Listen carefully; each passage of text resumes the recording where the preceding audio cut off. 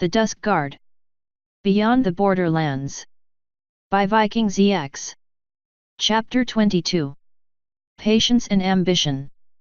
Somewhere just past the borders of the Griffin Empire, Segis watched as the bridge crew hurried about their tasks, each of them staring intently down at their controls with a single-minded determination. Gone were the proud backs, the squared shoulders, the raised horns all aligned in unison. In their places he saw hunched forms, fearful eyes, and quivering expressions. What have we degraded ourselves to? The looks in their eyes asked. Have we been so completely broken beneath the heel of an inferior being? He still refused to think of the immortal currently occupying what had been his quarters as a superior creature. We are unicorns. We are the strong. He felt a flame of determination welling inside him, and he lifted his head, letting his chest stick out as he held his horn high. A few of the bridge crew looked at him, their eyes drawn by the movement, and then they turned back to their instruments with nary a sign of bolstered fortitude. One of them even had the audacity to roll his eyes. Impudent whelp, Segis thought as the crew continued their operations around him. I should have him beaten. Punished for his audacity. Yes, a good punishment would be fine event. It would serve to remind the rest of the crew whose orders they truly followed, inspire them to ignore the ugly rumors that had begun to swirl in the wake of the awakening at the vault. Rumors that he, Lord Segis himself, was a traitor. That he cared for little more than power, and nothing for the superiority of the unicorn race. That he'd aspired to use King Sombra as little more than a pawn in his own plots. He scoffed, the action once again drawing nearby looks. Couldn't the fools see that he'd merely said what needed to be said, what he'd needed to say to placate an immortal being who at the moment had held the superior ground? But no. They were weak. They didn't believe in him. Didn't believe in the cause. They believed in Anubis. He sneered as he thought of the demigod, reclining in the splendor of the quarters he'd commandeered upon claiming the vessel. How dare his followers put their faith in that jackal thing? It was almost a mockery of the order he'd forged. It was the fear, he decided. The constant, needling fear. The immortal seemed to exude it, spreading it everywhere. Even now, he could feel the faint pressure of it pushing on his mind, like a slow, steady wind bracing itself against the entire airship. He'd resisted so far, working his magic from time to block the demigod's own, but it seemed to adapt, to change. To morph its shape like water through a dam, pressing past whatever mental defenses he put up, to press on his soul like a dark tide. Not a tide high enough to drown, mind. But one that wet the hooves, hung inches away from the belly, lapping back and forth with almost taunting ease. The fear was definitely getting to the crew. Many of them were quiet, some almost non-responsive. Sometimes he would hear distant screams echoing from the bunks. Still, there was hope. Some of the mages were resisting, like he was. Some of them were holding back, proving themselves as true devotees of the order. Anubis had promised that once they reached their destination, he would release the field, and Segis had seen how the crew had responded to it. If he could claim responsibility. Sir. He turned. One of the few remaining chosen, a sniveling coward named Solar Spike, was standing next to him, his eyes wide and bloodshot. Anubis had been using the worm as a front since he'd come on board, dispatching him like his own personal vassal. Segis wasn't sure if it was because he valued the little wretch or if it was because the pony had lost his spine long ago. What? He asked, taking a sense of satisfaction as the chosen flinched back. Coward, he thought. You're everything that's wrong with the situation we're in. You cower and submit when you should be serving your own kind. It's Lord Anubis, Solar said, still cowering. His eyes were nervous, darting to corners of the room like he expected something to jump out and strike at him. What about him? Segis asked, refusing to call him Lord. Outside of his presence, at least. Inside, he'd have to make exceptions. He's requested your presence, sir. Very well, Sagis gave the sniveling Solar a quick nod, hiding his disgust at the way the Chosen flinched back. This will not do, he thought. Chosen Solar, he said, his voice calm. Solar's eyes turned up towards him. Yes, sir. The voice was mewling, almost silent. Report to Dr. Cell. The reaction was almost immediate. The Chosen's eyes went wide, a look of sheer horror growing across his face. Sagis could have sighed, but he reminded himself that it was the fear that was driving the look, not the rational. Not for experimentation, he said, trying not to let his feelings of disdain show. Tell him that I sent you. You look tired, overworked. Ask him to sedate you so that you can sleep for a few hours. Thank you, but... And tell another Chosen to attend to our guest for a while, Sagis said. He began to reach out to rest his hoof on the colt's shoulder, but the unicorn flinched back, so he stopped, instead leaving his hoof hanging in the air and then lowering it. That's an order, Chosen. Solar nodded, swallowing. Yes, Lord Sagis. That's better, Sagis thought as the unicorn turned and wandered off, though the youth still kept his distance from the rest of the bridge crew. Not by much, but at least he remembered to pay me the respect my station was due.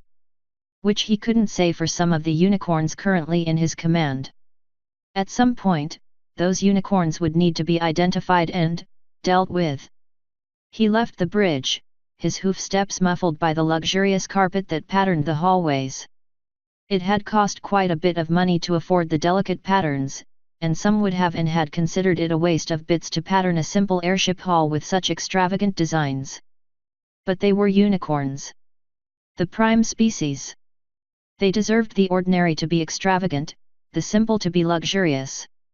He smiled as the shuffling sound of his hooves filled the air around him. Yes, they did. It was their right to have the best, to mete out from what remained to those weaker beings who deserved it. It's our right to decide, he thought as he neared the stairway that led up to what had been and would be once more his quarters. We are the superior race. We are the powerful ones. It's our right to decide for the other races what they deserve and where they stand beneath us.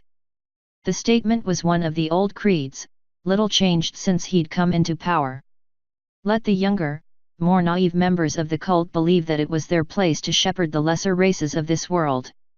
He knew what the real moral was. Power. He paused for a moment outside the door to his old quarters, staring at the door while trying to decide whether or not he should knock. After a moment he shook his head. The less weakness he showed, the better. He reached out with his magic and tugged the door open.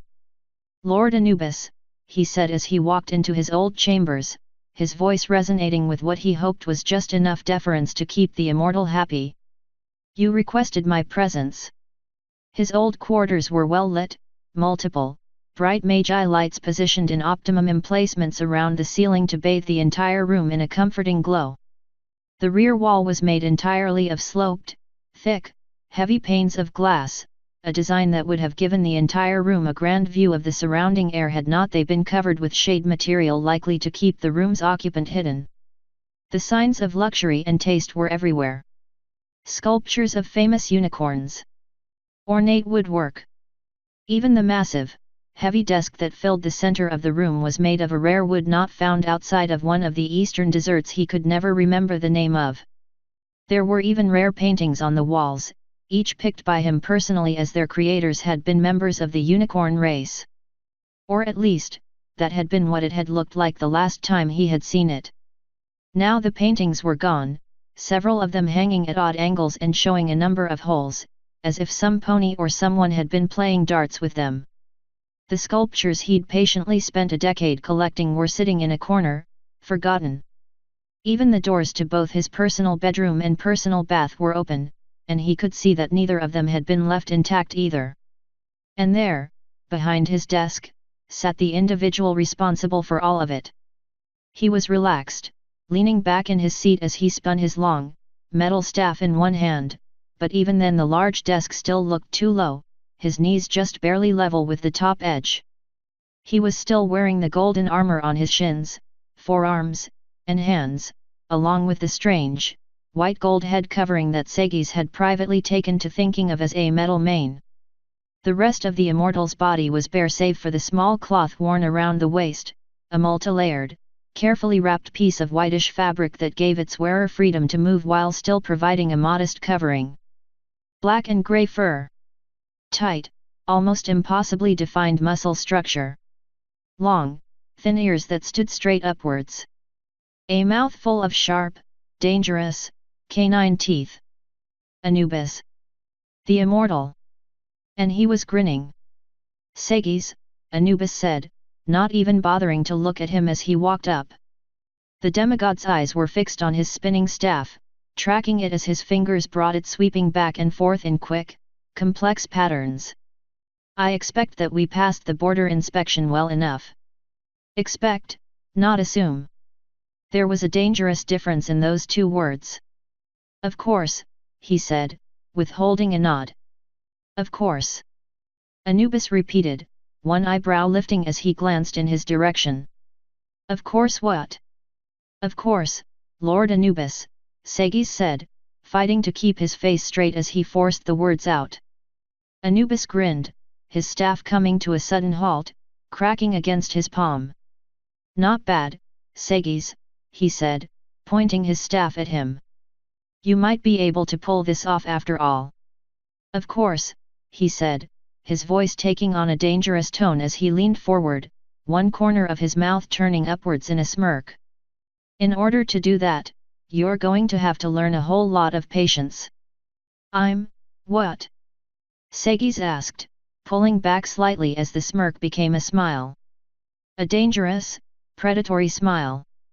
I'm sorry. Anubis laughed. Come on, Segis. Don't play games with me. I've had a lot of time to play games. I know games. You're chafing under all of this, Segis. You want power, after all, and right now you're in a position without the power you crave. He backed up slightly, his mind racing. I'm afraid I don't know what you mean. The smile dropped from Anubis's face. Don't lie to me, Segis. I don't particularly have anything against the practice half the time, but when you lie to me, and it's a very obvious lie, I start wondering if perhaps I might be wasting my time keeping you around. Don't get me wrong, if someone's going to lie to me and do it well, that's different. But you. He waved a hand. I'm sorry, but you're not really that good at it. Not to me, anyway. Segis shook his head. Now he really was confused. I'm afraid I don't understand. Figures, Anubis said, leaning back into his seat and dropping a hand below the desk. I'm talking about patience, Segis. Patience. You and I? We're playing a game right now. A game where I'm the one who's in charge, and you're the one who wants to be in charge. And like most who are untrained at the game, you don't value patience. For example, he brought his arm up from behind the desk, something clutched in his hand. Segis's eyes widened. It was, or had been, one of the few remaining shadows left aboard after the debacle at the vault. Her body was limp, hanging by the neck from the immortal's hand, her jaw slack with the tongue hanging out, and he could very clearly see her misted-over eyes. She was dead. Anubis tossed the body forward, and it hit the edge of the desk with a thump before sliding off the end and landing on the carpet at Segis's hooves. Really, Segis? He asked. A single shadow? That's it? I'm almost insulted. Segis reached out and prodded the mare, watching as her head rolled back at an odd angle. Her neck had been broken. He knew who she was. Dill, a shadow mare who'd continually insisted that every pony call her Dagger instead. She'd become a shadow partially to warn others to stop using her name. She'd been fiercely devoted to the cause of King Sombra, which was why he'd had her stationed at the vault. She'd also been one of the cultists he'd spoken to about his plans to deal with Anubis.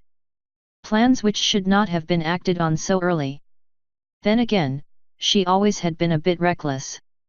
And now she was dead. So, Anubis said. There was a smile on his face, but his eyes were cold and calculating.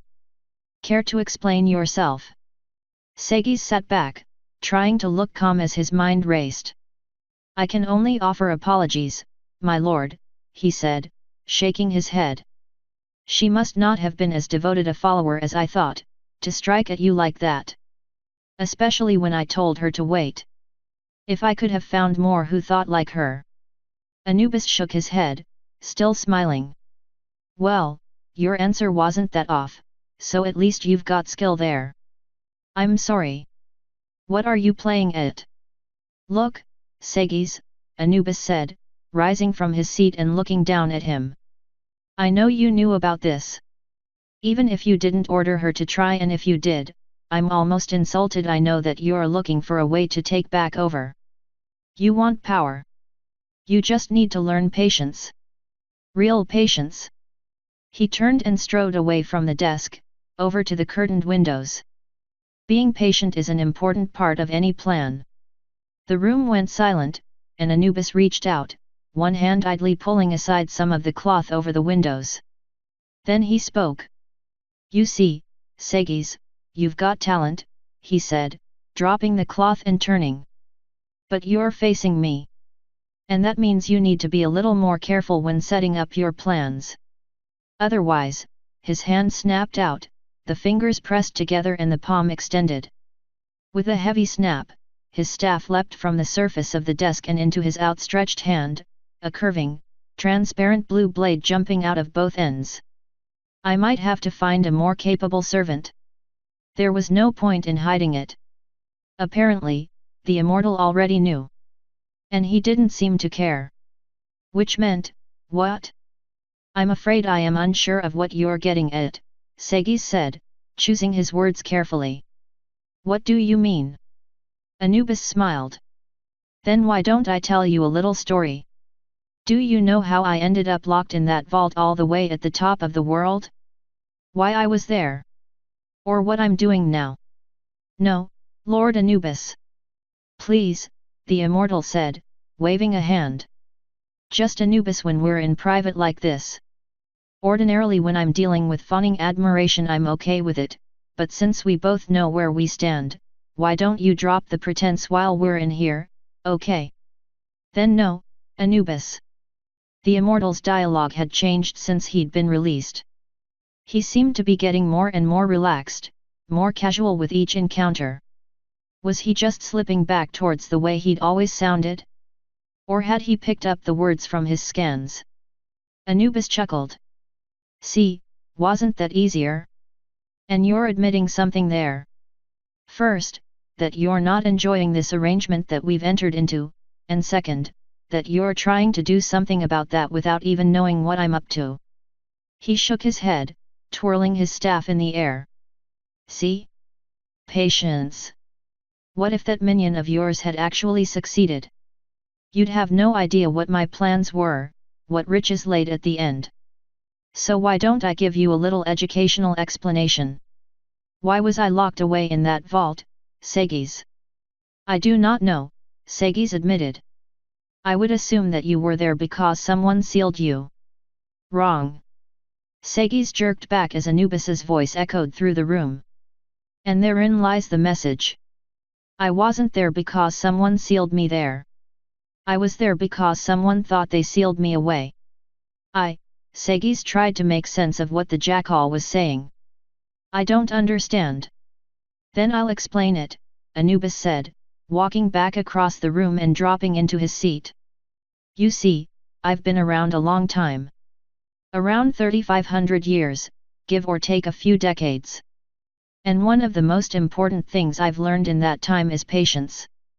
Are you familiar with the history of the immortals? Not really, Segis admitted. A little, but no more. I didn't think so, Anubis said. Well, let me put it this way, back in the day, we were all going our own way and doing our own thing. Reus was the first of us to realize that the Creator was never coming back, that all of us were just wasting our time waiting and doing what we were supposed to do, and that we'd be better off serving our own interests. There was no point in serving a creator's wishes if they weren't ever coming back, right?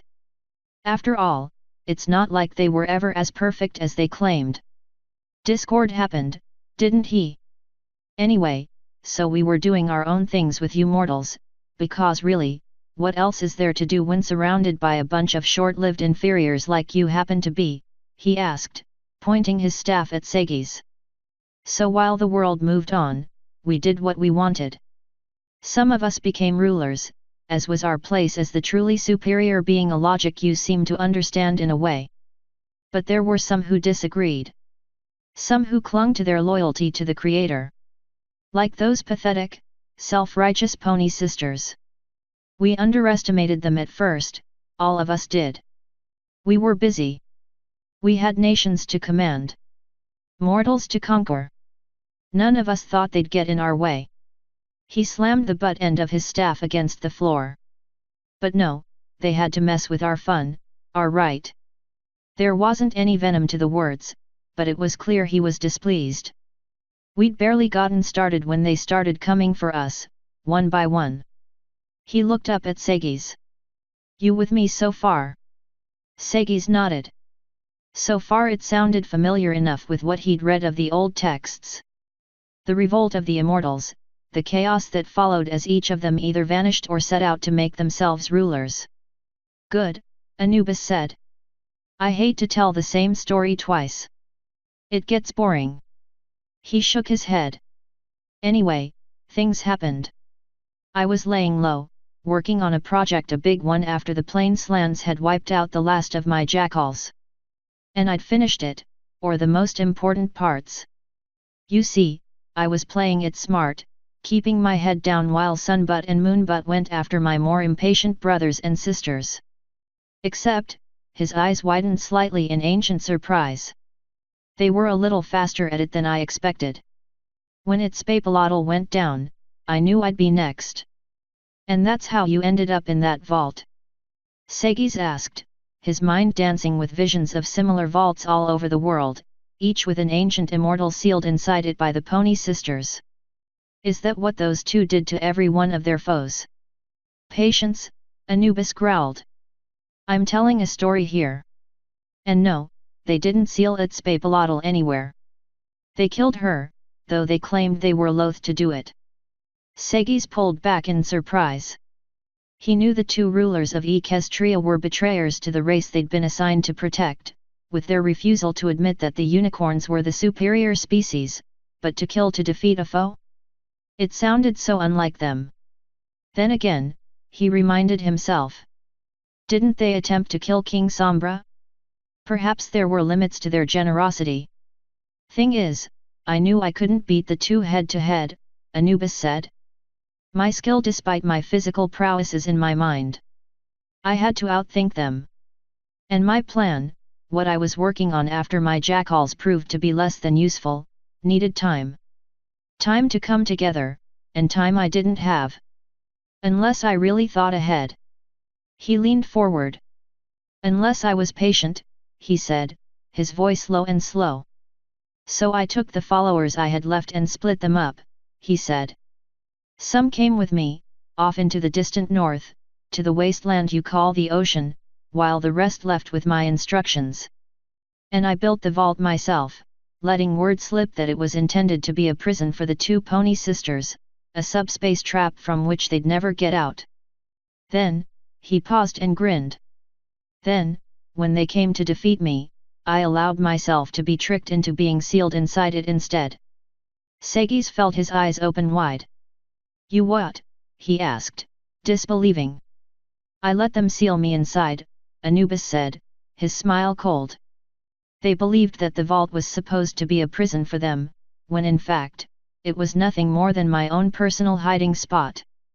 What better way to hide and convince others I was no longer a threat than to convince those who would have destroyed me that I was such?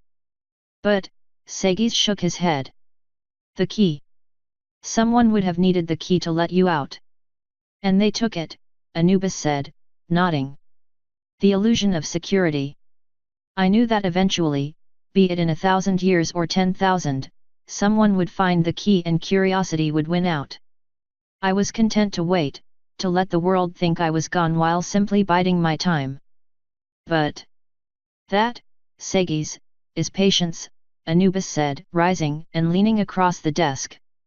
The shrewdness to wait until the right moment. And while Celestia and Luna turned their attention elsewhere, my followers completed their own task, fulfilling the last parts of my plan elsewhere. Where? Segis asked. Anubis smiled. You're learning, he said. But to be honest, I don't actually know. That was part of the plan, you see? I couldn't know where it was, or there was a chance those two sisters would have learned of it. We split ways long before I even built the vault. The other key, Segis said, the connection forming in his mind. They had the third piece. No, Anubis said. But it doesn't matter. The keys are mine, and they will come when I want them to. But, now do you see, he asked as he rose. Patience, Segis. Patience to suffer defeat, to spend almost 2,000 years patiently waiting inside a dimensional pocket with the world believing me gone save my followers, who would finish laying the foundation of my ultimate plan in secret, so that all would be ready when I returned. Segis could feel a tendril of fear snaking through him now as the immortal looked down at him. It wasn't unnatural fear either, something from the demigod's staff.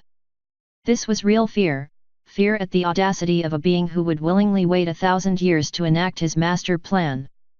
So, Anubis continued, his voice growing hard as his eyes narrowed.